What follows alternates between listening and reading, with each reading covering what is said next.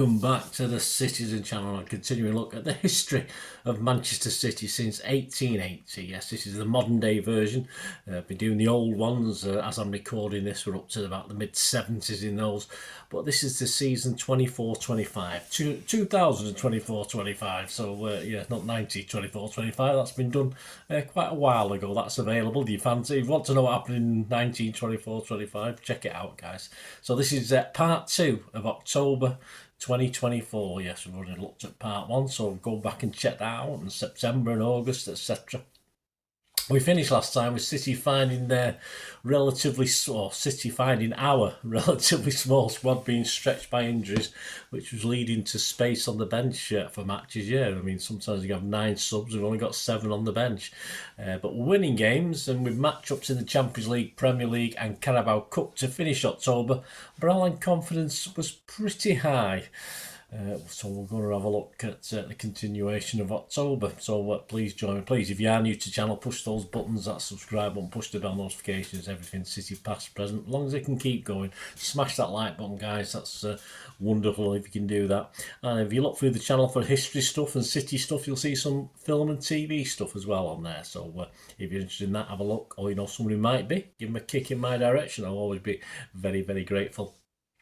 And we do have sponsors at the moment, and we do have subscriptions available and memberships available, etc.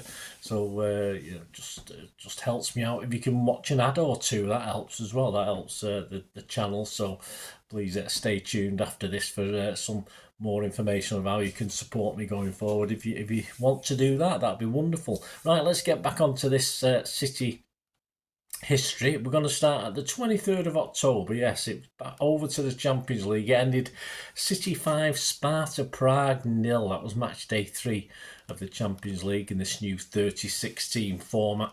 We had Pep's 11, 5 changes to that Wolves game we looked at in part 1. The starting 11: Ortega, Lewis, Stones, Akanji, Aki, Gundo, Bernardo, Nunes, Savi, Foden and Haaland. And on the bench we had Edison, Carson, Diaz, Kovacic, Gvardiol and O'Reilly and McAtee. So that was 7 on the bench. We are allowed 9, so a couple of places. Sparta Prague starting 11 was Vindal, Karinen, Olatunji, Bermancevic, Preciado, Lassi, Haraslin, Sorensen, Panak, Rhines and Vitic. Key moments, 3 minutes, it's 1-0. Yes, Akanji slips it through to Phil, who does a shimmy past a couple of defenders on the edge of the box and places it nicely in the corner. Sadly though, the floodgates didn't quite open then at the City of Manchester Stadium, because apparently we can't call it the Etihad in this competition, but so we'll carry on calling it the Etihad. 7 minutes, no messing about from the referee as Stones is booked for a foul. 26 minutes, Ortega gets his first real save to make after a quick break for Sparta, and it ain't bad as he tips it round the post. Bermancevic is the player denied. It's 1-0 at half time. You know, a bit disappointing, but we do pretty well in the second half. 47 minutes, Aki has the ball in the net, but it's overruled by VAR. He had apparently handballed in the build-up. It was by the letter of the law. Yeah, fair enough. 58 minutes, it's 2-0 though. Haaland with a sort of no-look kung fu panda backflip roundhouse deranged Olga Korbut type kick into the corner of the net. That was very succinct, that's what I called it. Savvy with the cross. 64 minutes, a Nunes cross is met sweetly on the napper by Stonesy, who heads back across to beat the keeper in the far corner for 3-0. 68 minutes, Haaland gets his second and coolly slots home after neat build-up play involving Foden and Nunes. 4-0. 69 minutes, McAtee came on for Bernardo, Kovacic for Gundo. 74 minutes, Gvardiol for Aki and Diaz for Stones. 81 minutes, O'Reilly for Haaland. Now only 2 keepers left on the bench. Pep's getting his boots laced up at this stage. 86 minutes, Nunes is brought down in the box and takes on the responsibility of taking the pen and sends a keeper who's been dancing around like an idiot the wrong way. With his confidence, the goal must have looked massive. 3 minutes injury time, no more goals, just ended up 5-0. To sum up, we made it look easy in the end. We sit 3rd in the 36-team table behind the only 2 clubs with 100% records, that's Villa and Liverpool, on 9 points, City on 7, and we're 3rd on goal difference of a group of about 6 teams. 26 games unbeaten, now the longest ever in the Champions League / European Cup competition. Some know Marc club in Trafford had previously held the record with SARS now. 32 unbeaten at the Etihad. City of Manchester Stadium. Yes, the Etihad.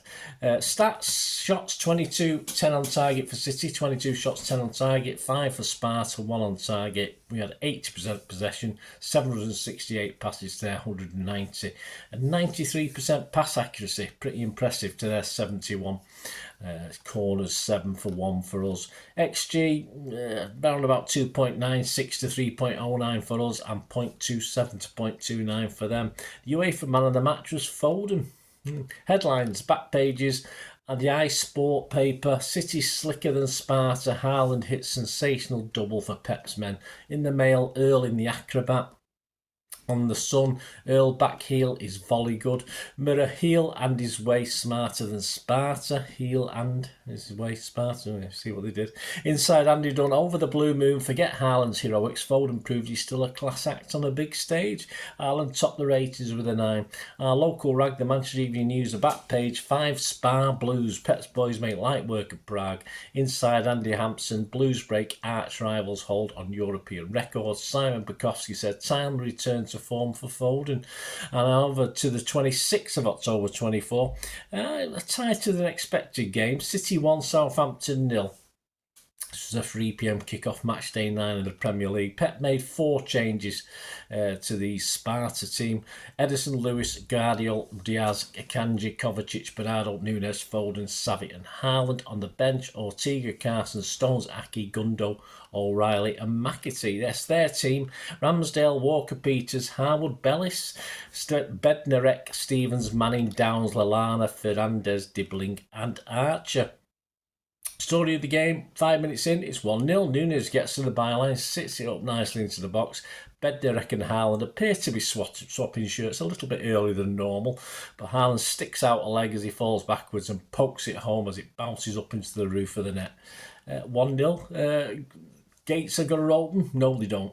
46 minutes, Archer breaks through but smacks the bar, but a warning to City for the second half. City caught pretty square at the back, so our time only 1-0 the second half.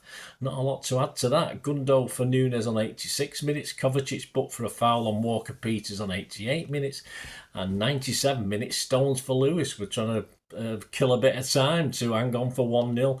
To sum up, credit Southampton, but some poor finishing by the big fella, and it left us hanging on at the end. Some stats: shots, City 22-8 on target, Southampton 5-2 on target. We had 58% of the possession.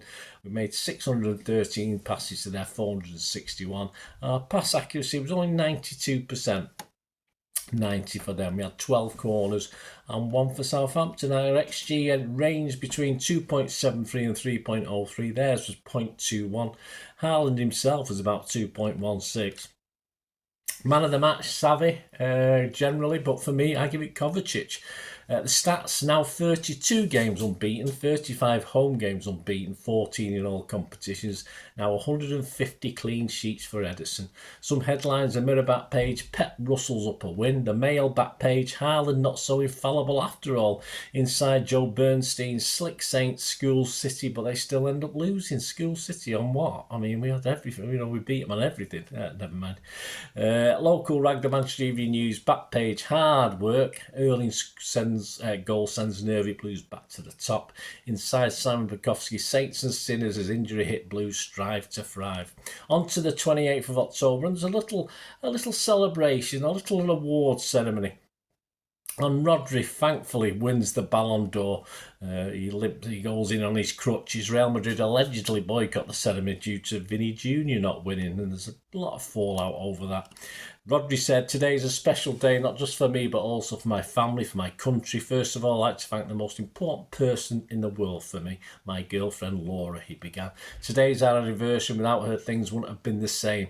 Thank you and my family for the values they have taught me and the right steps for me to take, and for helping me become the man I am. Of course, I would have told you that one day I would be here when you took me to the matches, to the games, with all your love feeding my dreams. Obviously, I don't want to forget my teammates. I understand that football is a group game. City, thank you so much. You are so special. I know I wouldn't have made this without you. For me, this is the best club in the world. I would like to thank my national team and Lewis for trusting me." Haaland was the next highest ranking City player, finishing 5th. Foden came 11th and Diaz was announced in 23rd place. And on to our last game of October, and it was a disappointing defeat, our first defeat of the season. Spurs 2, City 1 at the Tottenham Hotspur Stadium on the 30th of October. It was an 8:15pm kickoff. It was a nightmare getting there. It took about 6 or 7 hours to drive from Manchester to London because there was a crash on the M25. Absolute joke. But we got there in time anyway to witness a defeat in the Carabao Cup round of 4. Pep's 11, 6 changes to the Southampton game. Also included an injury to Aki Akanji in the warm-up. Yes, he was due to play, but he got injured. Tottenham's 5 changes to Palace in their team. Vicario, Gray, Romero, Dragusin, Van der Ven, Saar, Bentancur, Kulusevski, Johnson, Solanke and Werner. City's team, Ortega, Lewis, Stones, and it should have been Akanji, but it was Diaz. Aki, Gundo, O'Reilly, Nunes, Savic and Foden and McAtee. So not a bad team. Subs: Ederson, Kovacic, Haaland, Bernardo, Gvardiol, Wright, Simpson, Pusey, who will get his debut in this game, and Alpha Ruprecht, who didn't get his debut in this game. Story of the game, all the key points: 5 minutes were 1-0 down. Gray out to Johnson on the right flank, and his cunning flick sends Kulusevski streaking clear. He's got Solanke in the middle. The City backline is struggling to get back, but he picks out Werner instead at the back post, who opens up his body to punish us by putting a fine goal past Ortega, an almost carbon copy, I thought, of the goal we conceded against Wolves, which we talked about in part 1. 25 minutes were 2-0 down, mountain to climb, short corner, Kulusevski to Werner, back to Saar on the edge. Young Phil's a low curler which arcs inside the near post at the last second. It sort of bent round a sea of players. Ortega probably saw it late, but looked like he didn't want to collide with the post, a bit hesitant, and didn't give it his all, which is a shame. But as a keeper, you can't really do that. 42 minutes, Nunes lost a curling pass into the box. It looks as though Foden's going to get us back into it. The ball drops beautifully over his shoulder, and he looks odds on to score, but slices it over the bar. But we do get one back, 45 plus 4 minutes just before half time. It's 2-1. Savino jinks to lose Udiogu on the right, and his cross is struck into net at the back post by Nunes. He sort of mishit it, didn't quite catch it right, but it aimed it straight at goal, and the pace took it in with one bounce off the pitch. So it's 2-1 at half time, not all over, but the second half we huffed and puffed. Spurs had chances as well. We subbed Gvardiol and Kovacic for Gundo and Diaz. Spurs started the second half better. 58 minutes, Bernardo replaced Foden. 59 minutes, Savi has hurt himself. He tries to run it off, but then goes down in obvious discomfort and goes off on a stretcher. Jacob Wright eventually replaces him. Jamie Simpson-Pusey comes on for his debut, replacing Aki. We have a couple of chances. A great O'Reilly one cleared off the line, but we don't get the equaliser, and we're out of the Carabao Cup again. Stats, shots 11 for them, 7 on target. We had 15, 3 on target. We had 69% of the possession. We made 636 passes to their 300. Our percentage accuracy was only 90, which is quite low for us. 80 for them. Foul 17 from them, 6 from us. And we had 4 corners each.